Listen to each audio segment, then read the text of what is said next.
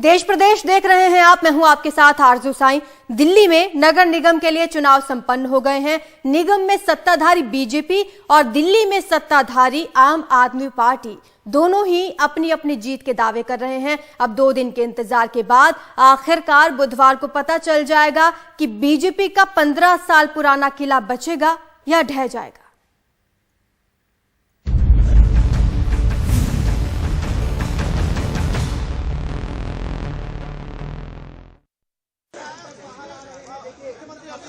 रविवार सुबह अपने परिवार के साथ दिल्ली के सिविल लाइंस में वोट डालने पहुंचे दिल्ली के मुख्यमंत्री अरविंद केजरीवाल। दिल्ली वालों से अपील की कि काम करने वालों को वोट दें, काम रोकने वालों को नहीं। आप ऐसी पार्टी को वोट दें जो काम करती है, ऐसे लोगों को वोट ना दें जो दिल्ली के काम रोकते हैं। ईमानदार, कट्टर ईमानदार पार्टी को वोट दें।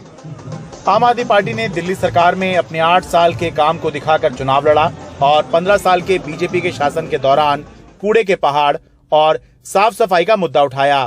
आम आदमी पार्टी का दावा है कि निगम चुनाव वही जीतेगी। अब जनता केजरीवाल जी की सरकार बनाएगी एमसीडी में, क्योंकि उन्होंने देख लिया है कि नगर निगम में भी केजरीवाल करके दिखा सकते हैं। उन्होंने दिल्ली सरकार में वो करके दिखाया है जो उनको जिम्मेदारी दी गई थी।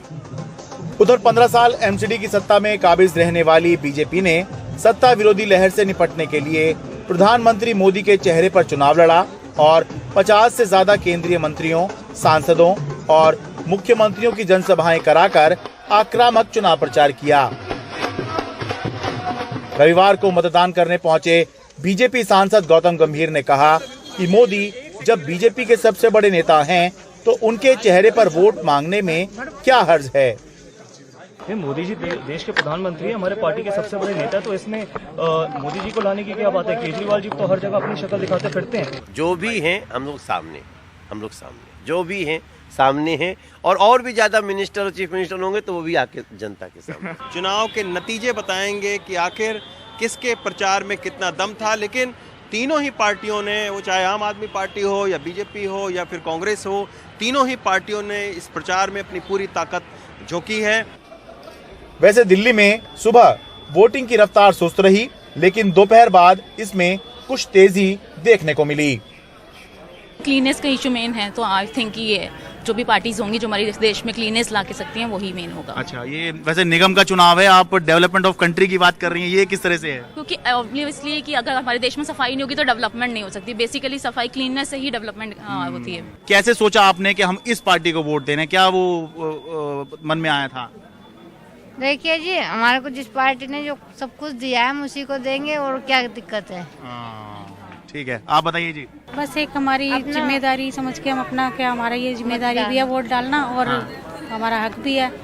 नहीं वो तो है, पर मतलब जैसे कि जिसको डाल रही हैं आप, उसको क्या सोच के डाल रही हैं भाई, ये समझना ताकि वो हमारे लिए सुविधाएं बढ़ाएं, हमारे को मतलब जो भी परेशानियां हैं वो हमारी सॉल्व हो उनसे। नगर निगम चुनाव के एग्जिट पोल सोमवार शाम 5:30 बजे के बाद ही आएंगे, जबकि नतीजे बुधवार 7 दिसंबर को घोषित किए जाएंगे।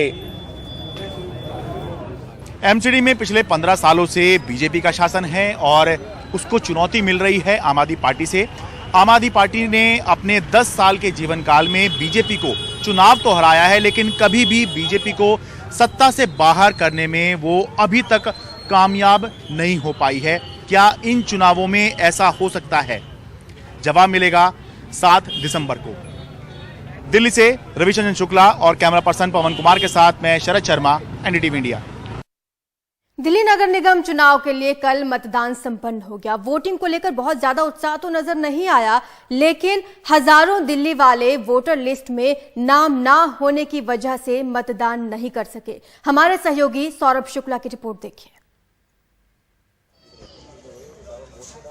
अनिल चौधरी दिल्ली कांग्रेस के अध्यक्ष हैं। 2 बार विधायक और 1 बार पार्षद रह चुके हैं, लेकिन जब आज परिवार के साथ दल्लूपुरा के पोलिंग बूथ पर वोट डालने पहुंचे तो पता चला कि वोटर लिस्ट से इनका नाम ही कट गया है।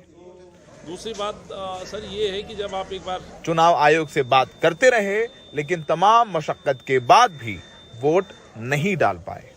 अच्छा, मेरा वोटर कार्ड है, मैंने 2020 पार्लियामेंट में भी 19 में भी डाला, विधानसभा में भी डाला। उन्होंने ये कहा कि आपका वोट शिफ्ट हुआ है, कहाँ शिफ्ट हुआ ये नहीं बताया गया है। सवाल ये है कि आप इस लोकतंत्र के इस पर्व में लोगों को ज्यादा से ज्यादा वोट डालने के लिए अपील करते हो और दूसरी तरफ उनकी वोट काट देते हो जो वहीं रह रहे हैं।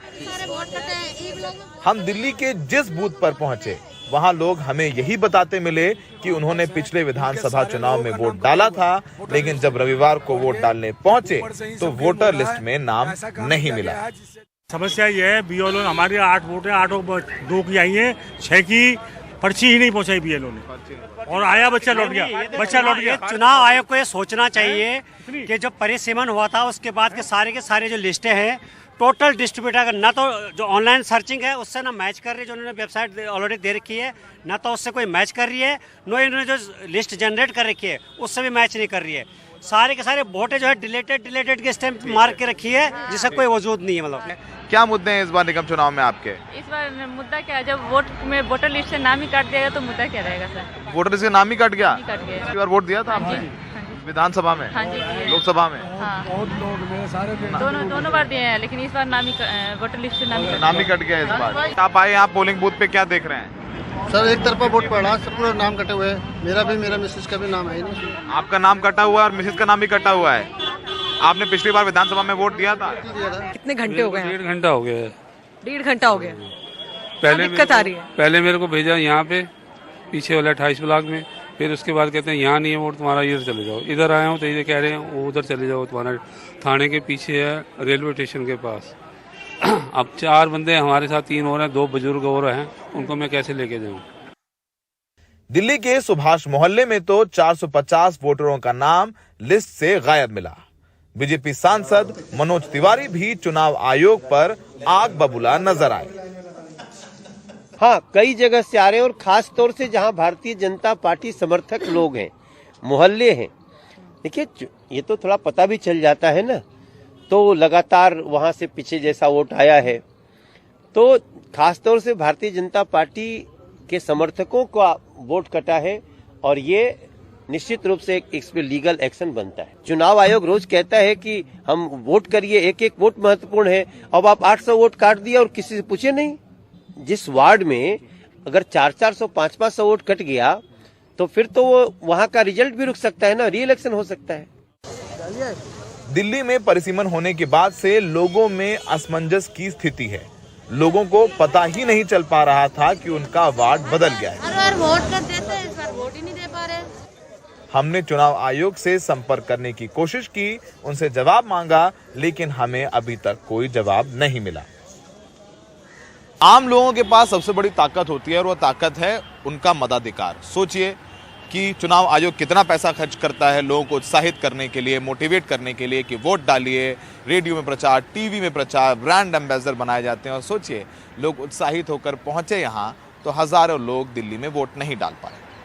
चुनाव आयोग की एक बड़ी जिम्मेदारी बनती है कि अगली बार ये घटनाएं, ये किस्से ना सुनाई दे, ना दिखाई दे, ताकि लोग जो है उत्साहित ही रहें। और फिलहाल ऐसे वक्त में जब चुनाव बड़ा कांटे का हो, उसमें हजारों लोग वोट ना कर पाए तो इसका सियासी गणित पर भी ठीक ठाक असर पड़ता है। तो फिलहाल बहुत ज़्यादा वोटिंग को लेकर के लोगों में उतना उत्साह भी नहीं था। अब 7 तारीख को तय होगा कि नतीजे क्या आते हैं, लेकिन चुनाव आयोग जो लोग मत नहीं डाल पाए वोट कटने की वजह से, उन पर अपनी चुप्पी साधे हुए हैं। सहयोगी अशोक महाले और गौरी प्रसाद के साथ सौरभ शुक्ला, एनडीटीवी इंडिया। दिल्ली में आज और कल बीजेपी के राष्ट्रीय पदाधिकारियों की 2 दिन की बैठक शुरू हो जाएगी। बैठक की शुरुआत प्रधानमंत्री नरेंद्र मोदी के संबोधन से ही होगी। बैठक में सभी राज्यों के प्रभारी, सह प्रभारी, मोर्चा प्रभारी और संगठन मंत्री हिस्सा लेंगे और इसमें अगले साल होने वाले विधानसभा चुनाव की रणनीति पर चर्चा की जाएगी।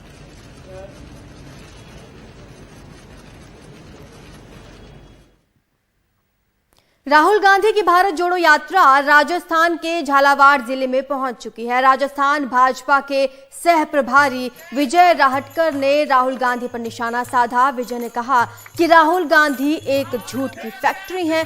जब तक प्रदेश की सरकार जनता से किए वादे पूरे नहीं करती, तब तक उन्हें राजस्थान में कदम भी नहीं रखना चाहिए।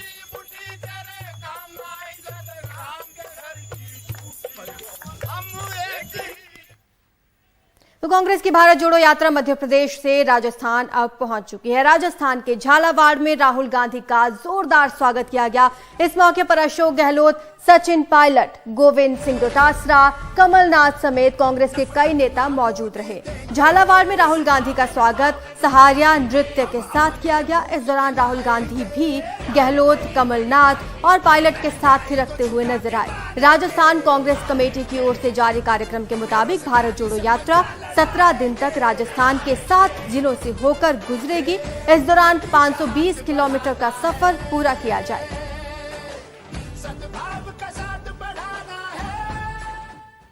झालावाड़ से सांसद और वसुंधरा राजे के बेटे दुष्यंत सिंह ने एनडीटीवी से कहा कि राहुल गांधी अपने वादे पूरे नहीं करते, आज वे डांस कर रहे हैं। इससे पहले उन लोगों ने 2020 में होटल में सियासत की थी।